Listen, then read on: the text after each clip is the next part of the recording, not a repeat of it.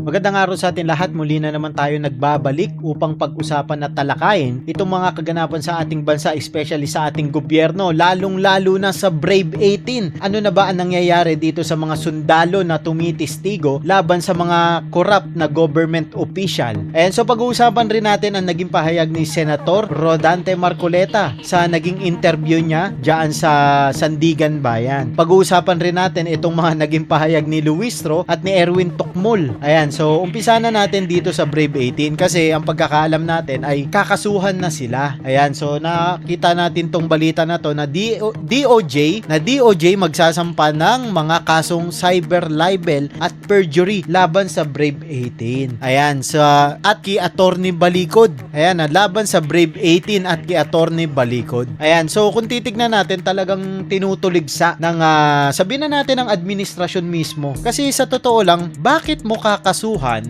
itong Brave 18? Eh sila ang close in security ni Saldico. Sila ang pinaka state witness dapat, 'di ba? Dahil sila ang nakakaalam kung kanino i-deliver yung mga mali-malitang pera na galing sa flood control fund, 'di ba? Bakit mo kakasuhan? Ang sabi rito, kasong cyber libel at perjury. Inaprubahan ng Department of Justice DOJ ang magsasampa ng kasong kriminal laban sa grupo ng Brave 18 at kay Attorney Levito Balikod. Ayan, 'di ba? Kung titignan natin talagang ginigisa nila 'to. Gusto nilang tibagin itong mga witness natin, 'di ba? Sabi, witness ng taong bayan 'to na dapat hindi nila kinakasuhan 'di ba? So DOJ na mismo, ibig sabihin galing sa Malacanang, 'di ba? Itong pagkakaso na 'to, inutusan 'to directly ng Malacanang, 'di ba? Dahil natatakot sila na baka kapag nagsalita 'to ulit is mabubunyag na naman ang katotohanan, 'di ba? Imbis na imbestigahan nila yung mga taong nagnakaw talaga sa kabanyaman ng Pilipinas, sa kabanyaman ng taong bayan, ito ang pinagdidiskitahan nila yung mga tapat na sundalo at security, 'di ba? Ni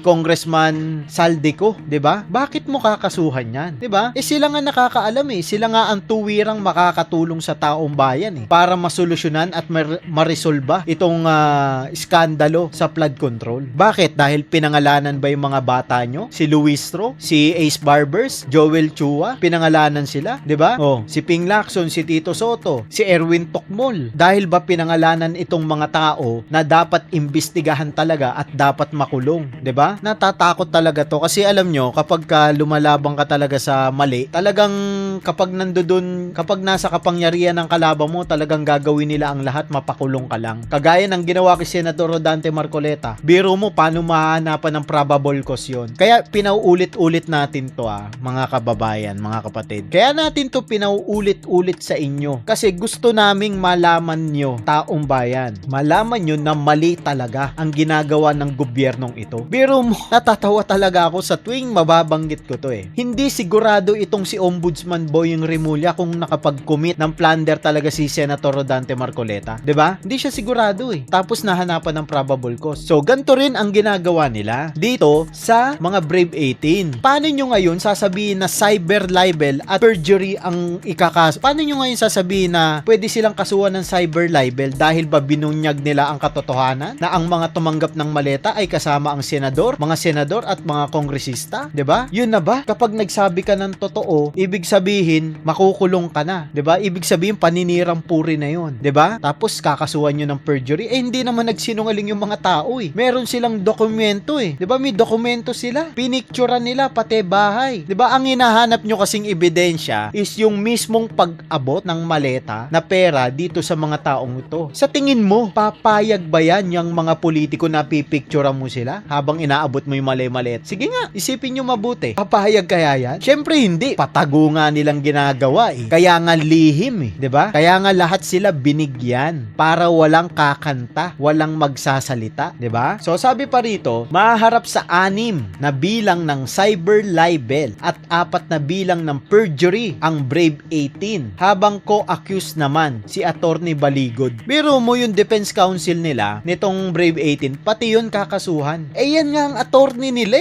'di ba? Yan ang sasagot ng mga ikakaso sa Brave 18. Pati yun kinasuhan, pati yun pinatatahimik. Bakit? Dahil nabunyag kasi ang katotohanan sa likod ng flood control na yan. Sabi naman kabineto ni Erwin Tokmol. 'Di ba? Naghahanap nga raw sila ng iba pang ebidensya kasi nakapagsalita na raw ang Brave 18, hindi na raw i-entertain. 'Di ba? Isang malaking katangahan yang sinasabi mo. Gusto nyo kasing i-brainwash ang taong bayan eh. Nakapagsalita na ang Brave 18 sa dalawa na diniklara nyo na hindi legitimate ang session na yon. 2 beses lang na imbitahan. Paano nyo nasigurado na nakapagsalita na sila ng lubusan? Hindi nga kayo nag-imbitay kasi ayaw nyo nga malantad ang mga pangalan nyo eh. Takot na takot nga kayo eh. 'Di ba? Takot na takot kayo na mabanggit muli ang inyong mga pangalan. Kasi alam nyo sa sarili nyo na totoo ang mga binabanggit ng mga taong ito. 'Di ba? Sabi pa rito, nag-ugat ang mga demanda sa reklamong pagpapakalat ng mga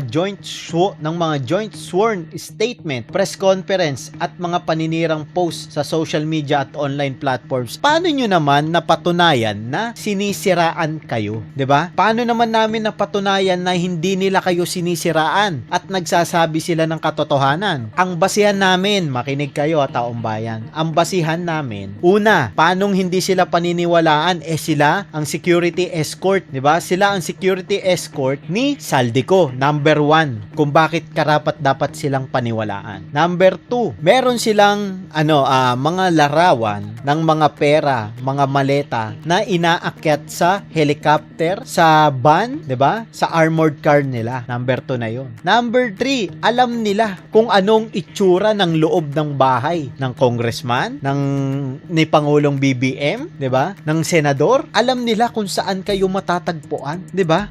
Tapos sasabihin nyo sinisiraan kayo, paninirang puri, nagsisinungaling tong mga taong ito. Bakit escort ba kayo ni Saldico para sabihin yung nagsisinungaling sila? Alam nyo kasi may basihan eh. May basihan ang taong bayan, lalong-lalo na itong Brave 18. May basihan kung bakit karapat dapat silang paniwalaan. Kagaya ng sinabi ko, yung number 1, yun ang pinakabasihan. Security escort sila ni Saldico. Ano ba si Saldico? Bata ni Romualdez. Ano bang sinabi ni Saldico? Siya ang nagdi-deliver ng mga pera dito sa mga kongresista. Sangkot si Romualdez. Ngayon, nung nagsalita na si Romualdez, ano sabi niya? Inamin niya. Pero, ang hindi niya inamin na siya yung mastermind. Hindi niya inamin yun. Dahil, ang sabi niya, hindi naman ako ang nag-a-approve ng mga proyekto, kundi ang executive branch. Ibig sabihin, may basihan. May basihan yung sinasabi ng Brave 18, tapos ngayon kakasuhan nyo. 'Di ba? Para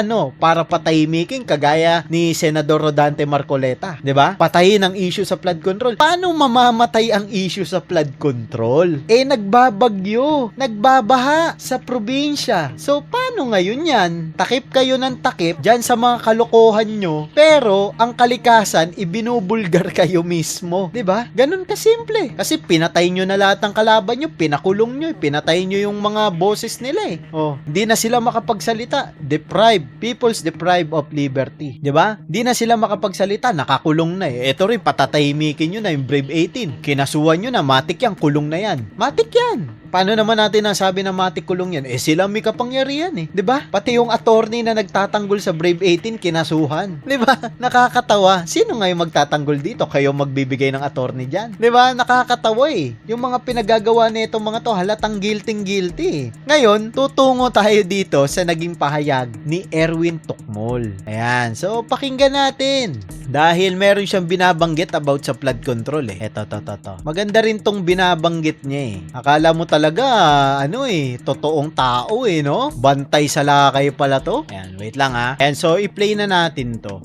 Sa ombudsman tungkol dun sa ghost projects, anomaly sa Taguig. Sabihin po ba, sir, hindi na yan? Ngayon, ang topic naman netong mga pakawala ng administrasyon, etong tuta at aso ng administrasyon is Taguig, 'di ba? Sino na lang ba sa mga senador, sino na lang ba ang tahasang nagsasalita sa flood control? 'Di ba si Senator Alan Peter Cayetano? Siya na lang, 'di ba? Kasi yung ibang mga senador, ibang topic naman yung tinatalakay. Kagaya ni Senator Pia Cayetano, iba ibang topic naman, 'di ba? Pero ang tahasan na nangunguna ngayon sa pagtuligsa diyan sa flood control scandal na yan, si Senator Alan Peter Cayetano. Ngayon, ginagawan naman ng issue nito ni Pinky Lacson, ni Panglito Lacson, 'di ba? Ginagawan naman niya ngayon ng issue para malihis ang atensyon ng taong bayan at maisip ng taong bayan na ang maisip ng taong bayan kay Senator Alan is question ka ng question sa flood control, meron ka naman pala. Yun ang gusto nila mangyari. Mabaliktad ang sitwasyon. Ngayon, panonoorin natin to.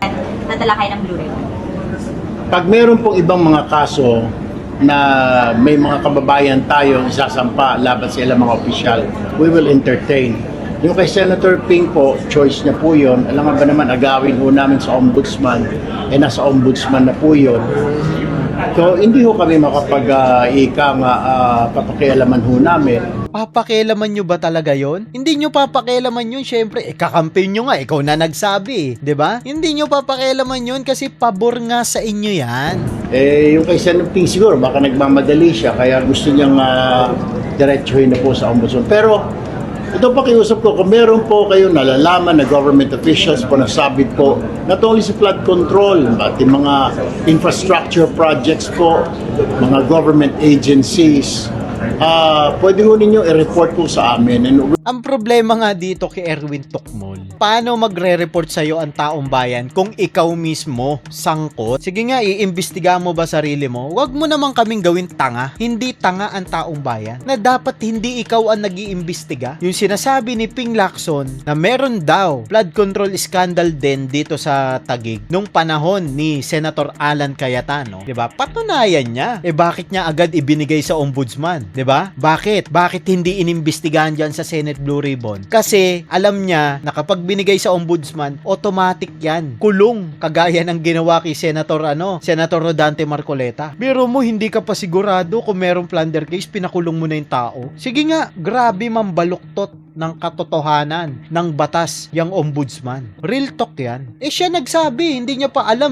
kung merong plunder case si Senator Rodante Marcoleta bakit mo pinakulong? Kaya, ang naging solusyon ni Lacson, ibigay agad sa ombudsman para diretso kulong. Mapatahimik ang bunganga ni Senator Alan. Yun ang purpose niyan. Huwag nyo na kami paikot-ikutin. Tapos sasabihin mo, Erwin, kapag merong kayong nalalaman, hindi lang sa flood control, na government official na sangkot sa mga scandalous o nakawan, magsumbong sa inyo? Sa inyo? Talaga? Ikaw nga sangkot kay. Paano magsusumbong ang taong bayan? Paano maniniwala sa'yo? Nabanggit ka nga ng Brave 18. Paano hindi maniniwala ang taong bayan sa Brave 18? Sila nga nagdi-deliver ng pera kasama ka. May picture ka pa kay Diskaya. Tapos sasabihin mo magsumbong sa'yo? Wala na, sirang-sira ka na. Sira ka na sa taong bayan. Hindi mo pa nga sinasagot yung Brave 18 Kakasuhan mo? Sagutin mo muna sa investigasyon. Bakit hindi mo imbitahan? Na dapat nga hindi ikaw ang Senate Blue Ribbon dyan 'di ba? Kasi sangkot ka nga. Dapat hindi ka nangingialam. Conflict of interest 'yan. Sasabihin mo hindi lang sa flood control para para ilihis na naman yung katotohanan. Diretso tayo. Open. Pero tuloy-tuloy po. Kung meron pong may mga other officials pa po nasabi to dyan, willing po kami at imbestigahan ho natin. Hindi ka pwede mag-imbestiga kasi sangkot ka. Hindi mo pa nare-regain yung pangalan mo sa taong bayan. Wala pa, sirang-sira ka na. Tinanggi mo lang pero hindi mo napatunayan na hindi ka sangkot. Kasi ang gusto ng taong bayan, patunayan mo na hindi ka sangkot. Ganun kasimple. Hindi yung tinatakbuhan nyo. Hindi yung kinakasuhan nyo yung Brave 18 para tumahimik ang bunganga, para hindi na magsalita. Yun lang naman purpose niyan, pakulong. Para wala ng issue, patay ang issue. 'Di ba? Ganun kasimple. Lahat ng tumutuligsa sa administrasyon at sa mga bata ng administrasyon pinagtutulungan nyo para mapakulong, para hindi magsalita. Kung talagang wala kayong tinatago, ba't kayo natatakot? Imbitahan nyo.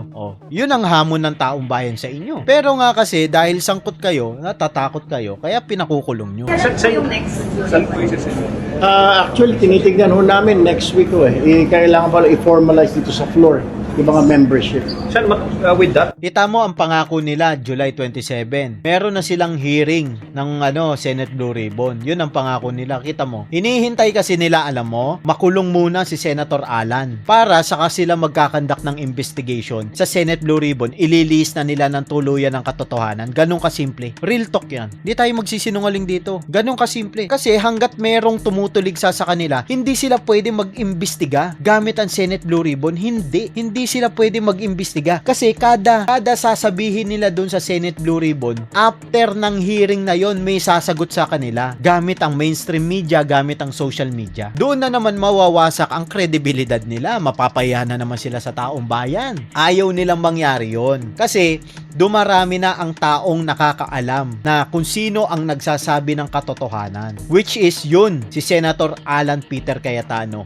at si Senador Rodante Marcoleta. Obvious na obvious yung nangyayari, di ba? matutuloy pa ba yung pagpunta dito ni former Mayor Lino Cayetano? Kasi di ba isa siya sa mga nakikitang mag-testify? I don't know kung anong pag-uusap nila ni Senla Lacson, pero initially sinasabi ni Senator Lacson na magti-testify daw. Pero what I heard is willing, he has documents and mga na pwedeng isumiti po sa Blue Ribbon. Pati nga po yung dating mayor po ng Taguig, may mga documents din po nga isusumiti. So we will entertain that. So mag-uusap na lang kami ni Senator Lacson kung ano ba talaga ipafile ba o paimbestigahan. Open naman po kami kung paimbestigahan. Open naman daw sila eh. Bakit hindi i-open yan sa Brave 18? 'Di ba? Inililihis nyo na kasi ang katotohanan. Yan ang pinakamadaling salita na pwedeng gamitin sa inyo. Si Lino, yung kapatid ni Senator Alan, kung hindi pa nabili yan O sa susunod, gagawin natin topic yan. Kung hindi pa yan nabili ng administrasyon, hindi yan magsasalita ng ganyan. Alam nyo, ang sagot lang ni Senator Alan Peter Cayetano dyan, di imbestigahan nyo. Yung sinasabi ni Matibag, yung about sa SEA Games, kita nyo, patay na issue. Wala na. 'Di ba? Wala na. Asan na yung issue doon? Kasi hindi totoo yung mga sinasabi nila. Gumagawa lang sila ng hukay, pero sila, nililibing nila yung sarili nila doon sa hukay na hinuhukay nila. Real talk yun, di ba? So, punta naman tayo dito sa naging pahayag ni Luistro. Ang pagkakalam ko, itong naging pahayag niya ay sa impeachment to Isa pa yung impeachment na yan. Dahil dugtong-dugtong na to yung mga natin, videos natin. Yan. Gusto ko lang mabigyang pansin tong mga to. Impeachment also. I was asked kanina, no? I understand that one of the priorities of the president is accountability mechanism, no? And let us remember that impeachment is part of the Bakit hindi mo binanggit yung speaker? Dahil kay speaker, meron tayong ganito. Dahil kay speaker, may ganito tayong mga biyaya. Si speaker ang dahilan kung bakit umaasenso ang lunsod natin. Bakit hindi mo mabanggit ngayon, Luistro? Diba? Nakakatawa ka. accountability mechanism installed in the 1987 Constitution, no? So I'm interested also to hear about impeachment, kung ano bang appreciation na Hindi kayo ma-appreciate kasi nga sablay-sablay nga kayo Hindi kayo ma-appreciate ng boss nyo dahil incompetent yung mga yung mga witness nyo. Nagsimula dun sa agent ng NBI, napunta kay Lotok, lead investigator, napunta kay Matibag na matikas, ayun, nagiba si Matibag. Hindi satisfied sa inyo si PBBM. Kulang na kulang, di ba? ang administration about this.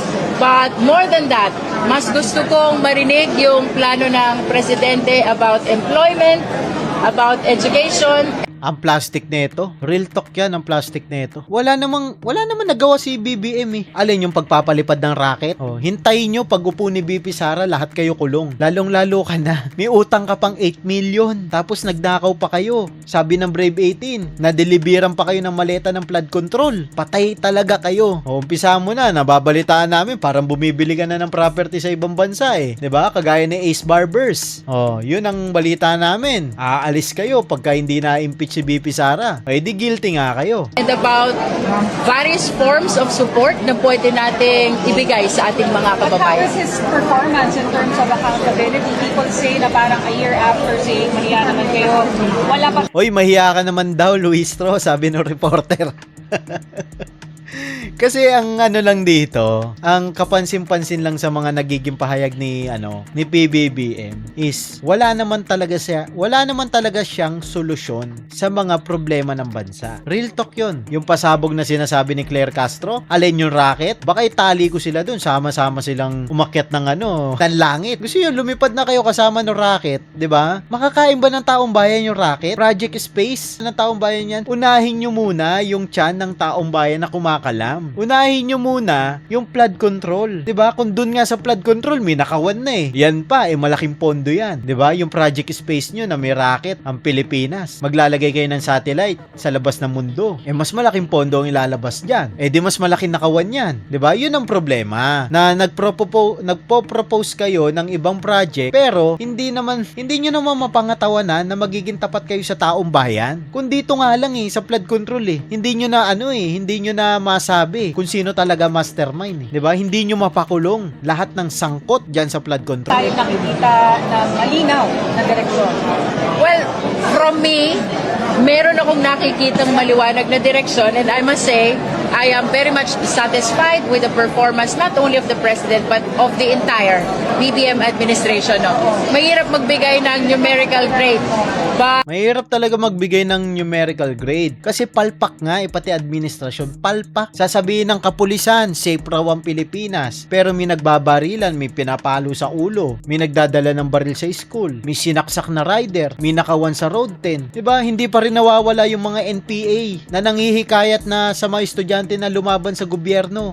Paano mo ngayon bibigyan ng numerical numbers, 'di ba? Kung ilang porsyento ang performance ng presidente. Hindi mo talaga mabibigyan, palpak nga kasi. as to whether I'm satisfied or not, I am very much Do you satisfied. stand by Siyempre naman, satisfied ka, may maleta 'di ba? Sabi ng Brave 18 Sino bang hindi masasatisfied no, 'di ba? your position na hindi siya selective justice? Yes, and we can see that, no? Hindi raw selective justice. Pero pinakulong nila si Senador Rodante Marcoleta, si Mike Defensor, susunod si Senator Alan na, lahat ng kalaban. Pero kay Saldico, kay Martin Romualdez, tinitignan pa, 'di ba? Hindi pa mapakulong-kulong. Kay Bonoan, hindi pa, state witness nga raw 'di ba? Either kakampi or kalaban, nakikita nyo naman, pare-parehas nagiging accountable. Because Kitang-kita namin Luistro, kung gaano kagarapal ang gobyernong ito sa mga kalaban.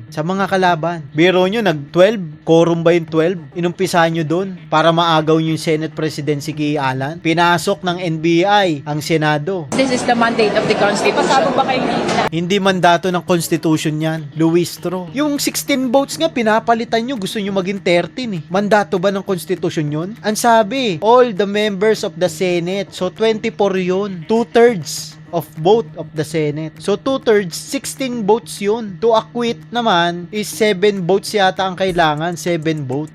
Pinipilipit nyo nga para umayon sa inyo ang batas, 'di ba?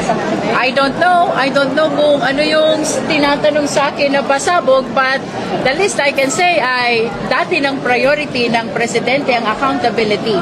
So if ever there will be pronouncements on accountability, I think that is not a surprise for the Filipinos. Isang malaking kalokohan yan kung priority nila ang accountability. 'Di ba? Wala nang naniniwala sa inyo. Alam na ng taong bayan yung diskarte nyo. So pupunta naman tayo dito kay Senador Rodante Marcoleta sa mga naging pahayag niya dito sa kanyang interview sa Sandigan Bayan. Ambush interview to actually. Panoorin natin at pakinggan kasi medyo malaman yung sinabi ni Senador Rodante Marcoleta rito Senator, may plano pa po ba yung legal team niyo po na mag-file ng motion para maka-attend po sana ng impeachment proceedings? Meron akong final na manifestation sa Senado. Doon ay inilahad ko ang katwiran na legal kung bakit kailangan humanap ang Senado ng kaukulang pamamaraan para si Senator Jinggoy at ako ay makapag-participate sa nagaganap na impeachment trial. So, Senator, how Ang aking confident are you po pagkakakulong dito na... ay hindi nangangulugan na hindi na ako senador.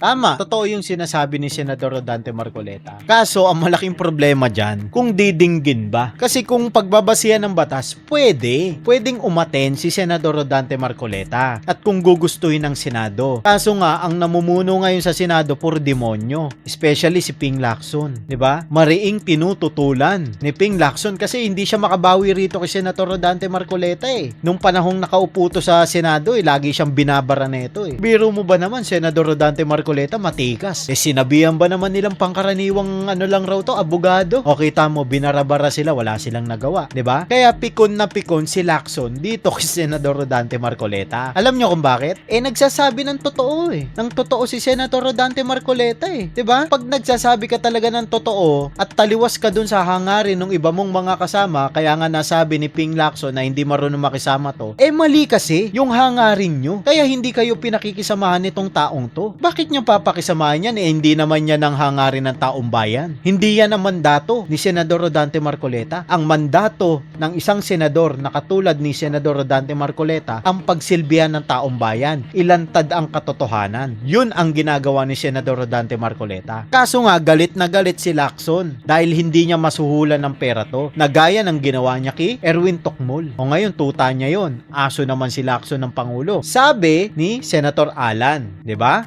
Kaya galit na galit sila rito. Ang pagkakakulong ko dito, hindi nangangahulugan na nabawasan na yung number ng 24 na senador ng ating bansa. Totoo yun. Alam nyo kung bakit? Tinatawag pa sila sa roll call Kapag mag-uumpisa yung impeachment trial, tinatawag pa pangalan nila, pati ni Bato de la Rosa, Jingoy Estrada, tinatawag.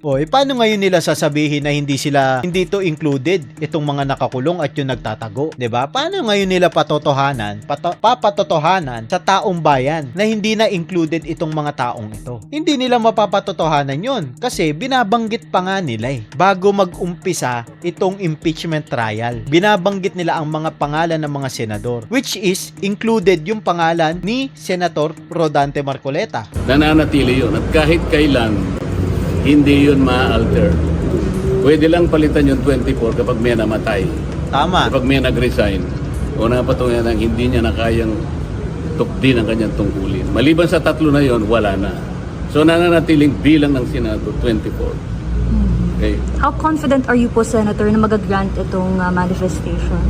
Wala pang akong na-receive na sinususpindi ako Kita nyo na. Hindi pa siya suspended. Kaya meron pa siyang pagkakataon na i-apila yan sa Senado. Yun ay kung pagbibigyan ni Win Gatchalian. Tuta rin ng administrasyon yan Dahil may sariling interest yan ang maprotektahan ng kanilang mga negosyo at lupain. 'Di ba? Kaya pinagtutulungan nila tong mga taong ito. Itong mga senador na to na nakikipaglaban para sa taong bayan. Kaya natatawa talaga ako kay Lacson Bawing gustong bumawi ng bumawi. Desperado talaga sa mga sa mga pahayag no? Mangyayari itong kautusan na to sa Senado, hindi sa Korte. Kasi senador ako Tama. So dapat, bilang tulong nyo na sa amin, i-follow up ninyo yung manifestation. Sapagkat alam ko, ite-take up ng Senado yun at ng impeachment ko. Lagayan namin ay ganito. Kung makikita nyo yung suit namin, nakalagay PDL. Alam na ninyo ibig sabihin nun. People deprived of liberty. Persons deprived of Persons deprived of liberty. Siyempre malungkot, di ba? Hindi naman normal yung nangyari sa amin. Tama. Ako bilang isang senador na maraming gagampanan na tungkulin, ang dami kong gustong ibulgar. Alam nyo naman na ayaw kong iwanan yung blood control scandal. Kita nyo na? Marami pang ibubulgar to. Actually, nung umupo ito bilang co-chairman ng Senate Blue Ribbon, nag-uumpisa pa lang siya. Nag-uumpisa pa lang na ibulgar ang mga katotohanan at malaman ng taong bayan kung ano ba talaga ang mga pangyayari. Tahasan nilang sasabihin yan kasi yun ang kailangan natin Taong bayan, yun ang kailangan natin malaman. Kailangan natin yung mga gantong senador na ipagtatanggol ang taong bayan. Ipagtatanggol yung para sa atin. Hindi ba natin deserve na magkaroon ng maayos na flood control project diyan sa mga probinsya para hindi naapektuhan ng taong bayan sa mga pagbaha, hindi nasisira ang mga tahanan, walang namamatay, hindi ba natin deserve 'yon? Deserve natin 'yon. Pero kung susuportahan natin tong mga lumalabag sa batas, mga magnanakaw na government official, parang sinabi niyong hindi natin deserve. Kaya suportahan natin to si Senador Rodante Marcoleta. Para sa akin, kasi ito ang pag-asa pag-asa ng taong bayan para malaman natin ang katotohanan. Dahil kung titignan natin simulat sa pool, kinalimutan na ng lahat ang flood control, pero si Senador Rodante Marcoleta nananatili ang kanyang paninindigan na ituloy dapat ang pag-iimbestiga diyan sa flood control na yan, di ba? At meron pang impeachment trial na nagaganap. So hindi nyo maiaalis sa akin na maisip ko talaga na itong nangyari sa akin lalo na was politically motivated. Totoo, pinersecute si Senador Rodante Marcoleta. Dahil nga, magaling mang-asar si Senador Rodante Marcoleta Mahirap talaga talunin ang katotohanan. Mahirap talunin ang katotohanan. Sa totoo lang. Paano natin nasabi? Kahit na nakakulong tinutuligsa pa rin Kahit na hindi na nagsasalita, tinutuligsa pa rin Diba? Ganon sila kadesperado na gibain itong taong ito. Diba? Kasi, paano mo gigibain? Totoo yung pinaglalaban niya. Paano? Hindi mo pwedeng gawing mali ang katotohanan. Diba? Saka natatakot sila kapag ito ang nag-cross-examine sa prosecution team at dun sa mga ipinipresenta nilang mga witness. Tapos na ang laban. So nakakalungkot talaga. Nalulungkot ako sapagkat hindi lang ako nakakulong. Ang nakakulong dito ang taong bayan. Ano Totoo. nakakulong dito? Yung kanilang hinahanap na katotohanan hanggang ngayon ay hindi na ibibigay sa kanila. Hanggang ngayon, Tama. Kasi paano natin malalaman? Paano natin malalaman kung nagsasabi ng totoo itong mga senador sa majority? Kung sila mismo sangkot. Si Senador Rodante Marcoleta. Nakakasiguro tayo na wala tong kasalanan. Sigurado tayo walang kasalanan to, hindi to sangkot sa nakawan. Kasi mismong mismong ombudsman na nagsabi, hindi sila sigurado kung nakapag-commit siya ng plunder. Diba? Doon pa lang isablay na sila nakakubli ang lahat ng mga taong may kagagawa nito. May allude na malapit na daw masampahan nga po ang dating speaker. Dapat ba ganun lang ang narinig natin? Dapat ba yung malapit ng sampahan, hindi man lang binanggit ang pangalan kung sino yung former speaker? Tama. Maraming former speakers, di ba? Tama. So, yung ba ang inaasahan ninyo na sasabihin lang? Kasi talagang dapat nating hanapin talaga ang punot dulo ng pangyayaring ito. Ngayon, kung halimbawa ito ay napakalaking mensahe para sa ating bansa, dapat lang ba ganun lang ang sinabi?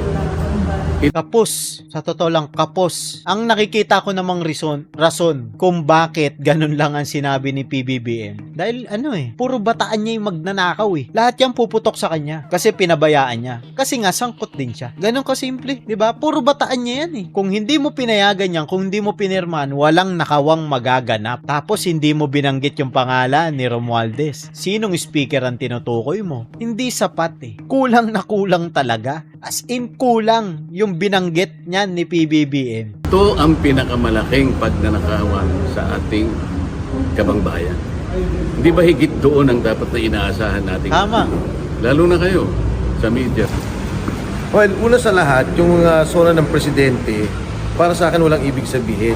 Kasi ang tinitingnan ng mga tao, yung problema ng korupsyon, kung ano talaga yung kanyang magiging talumpati tungkol sa korupsyon. Sinabi niya marami nang nakulong. Hindi totoo yun. Ang nakulong lang yung makalaban sa politika. Totoo. Sino ba nakulong? Si Bong Revilla, Jingo Estrada, Senator Mike Defensor, si Congressman Mike Defensor, soon to be Senator kasi. Senator Marcoleta, sunod si Senator Alan. Sino sa mga tauhan niya nakulong? Pangalanan nyo, magbigay kayo. Si Erwin Tocmol, Ping Lacson, Rapi Tocmol, sino pa? Risa Tanas? Wala naman 'Di ba? Walang nakulong sa mga tauhan niya. Si Bonoan, ginawa nilang state witness. Yun ang number 1 nangurakot diyan, 'di ba? Kasabwat ni Martin Romualdez. Si Martin Romualdez, sabihin na natin, siya ang mastermind pero ang sabi niya hindi ako. Executive branch ang nagperma ng mga proyekto. Sige nga, may nakulong ba? Kalaban nila sa politika, yun ang nakulong. Real talk yun. Senator Bong Revilla, Senator Jinggoy, dahil ayaw sumama sa mayorya, tapos Senator Dante Marcoleta dahil yung kasong gawa-gawa na plunder. Tama. Tapos mga maliliit ng empleyado na ng DPWH ang nakulong. Si Secretary Secretary ng DPWH, si Manny Bonoan, nandun pa rin sa ospital gagawin pang witness. Si Lucas Bersamin, ES, nakawala pa rin. Si Pangandaman, nakawala pa rin. Adrian Pangandaman, nakawala pa rin. Si Traigib Olayvar. Yung pangalan ni Martin Romualdez, hindi masabi ni Presidente, Speaker Martin Romualdez. 'Di ba? Ganyan tayo lokohin ng gobyerno. Kasi alam nyo kung bakit pumapayag tayo eh. Hindi tayo kumikibo. Kung sinuportahan natin tong mga taong nagsasabi ng totoo, kaya gising na tayo. Kasi alam nyo, hindi naman kinabukasan natin na nakasalalay rito ha. Tayo, yung mga nakakaunawa, hindi kinabukasan natin, kinabukasan ng susunod na henerasyon, ng mga anak natin, mga apo natin. Yun na ang magdudusa sa hinaharap. Yun ang kailangan natin protektahan, na hindi dapat mangyari yun. 'Di ba? Kasi mahihirapan sila ng sobra kapag bumagsak ang ekonomiya ng Pilipinas. Maraming salamat nga pala sa lahat ng tumututok at patuloy na sumusuporta sa atin, at huwag nyo pong kalimutan mag-subscribe, like and share, and please click the notification bell button para palagi kayong updated sa lahat ng ating uploads. Magkita-kita po tayo next video. Hanggang dito na lang. Bye-bye.